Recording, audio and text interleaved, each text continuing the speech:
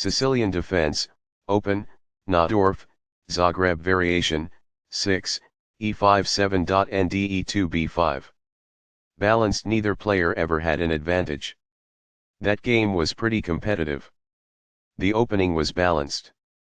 That was an incredible middle game by both players. Both players had incredible precision in the endgame. Sharp games are frequently the result of starting with the king's pawn, since it dominates the center and frees up the bishop and queen on the light squares. The c-pawn in the Sicilian defense controls the d4 square. Nf3 moves the knight toward the center in anticipation of a pawn push on d4, where it will be ready to retake the piece if black captures on d4.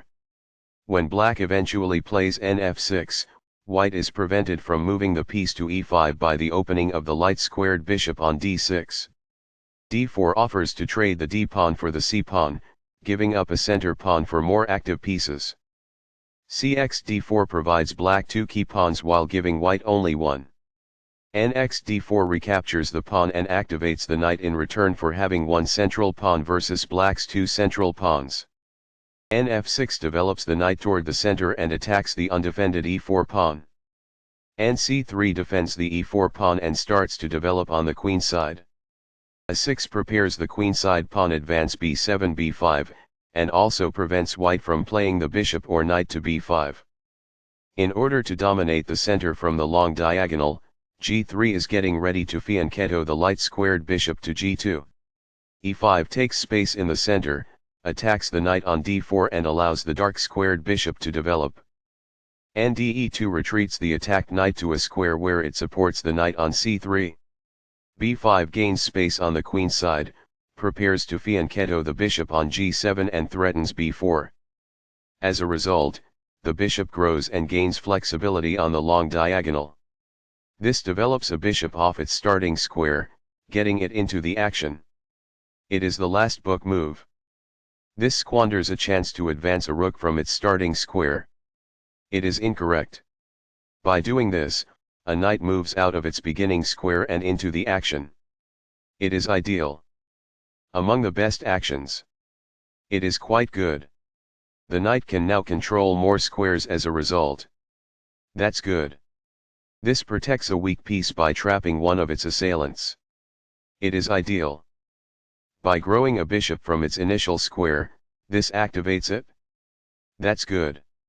This keeps the material balance in check with good commerce. It is ideal. Backs off. It is ideal. This requires an outpost, a square that is currently in play where a pawn cannot push the knight off. It is quite good. Perfectly on point. It is ideal. This strikes a rival knight. It is ideal. This provides an equal exchange of parts. It is ideal. It's alright. That's good. Castling gets the king to a safer square, out of the center of the board, while also developing a rook. Castling kingside tends to be safer because the king is further from the center. It is good. Very precise. It is best. What I would have advised is that. It is ideal. The pawn is now passed because it can no longer be opposed as it attempts to promote by other pieces. It is ideal. This reveals an attack that poses a threat to a rook. It is ideal. This causes material loss. It is incorrect. This succeeds in capturing a helpless rook. That's good. Recaptures. It is ideal. The best choice is this one. It is ideal. Backs off. It is ideal.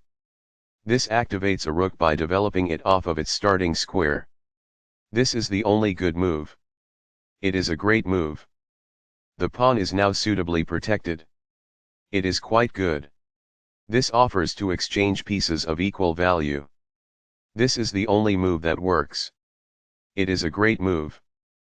This wins time by threatening a rook and forcing it to move away. This is the only good move. It is a great move. It is a fair deal after all captures. It is ideal. Recaptures. It is ideal. That was a great move and very hard to find. It is brilliant. This is the only move that works. It is a great move. Backs off. This poses a knight-winning threat. It is ideal. This is the only good move. This threatens to fork pieces. This stops the opponent from being able to win a knight. It is a great move. This is the only move that works. This threatens to win a pawn. This stops the opponent from being able to fork pieces. It is a great move. This prevents the adversary from winning a pawn. It is ideal. A pawn kicks the opposing knight, forcing it to move or risk being captured. It is ideal. This exchange is fair. It is ideal. Recaptures. Black is equal at this point in the endgame. It is ideal. This requires an open file, a typical technique for rook activation. This poses a fork piece threat. It is ideal. This keeps the material balance in check with good commerce. This makes it impossible for the adversary to fork parts. It is ideal. This captures a bishop and eliminates a threat. This is the only good move. This threatens to push a passed pawn towards promotion. It is a great move. This puts the rook behind an opposing passed pawn, which helps counter the pawn's push to promotion. This is the only move that works. It is a great move. Perfectly on point. It is ideal. It is a fair deal after all captures. It is ideal. This turns the pawn into a passed pawn, which means no other pawn may oppose it as it advances. It is ideal. In the endgame, an active king is essential, and removing it from the rear rank is the first step. It is ideal. This pushes a passed pawn. It is best. Balanced. Neither player ever had an advantage. That game was pretty competitive. The opening was balanced. That was an incredible middle game by both players. Both players had incredible precision in the endgame.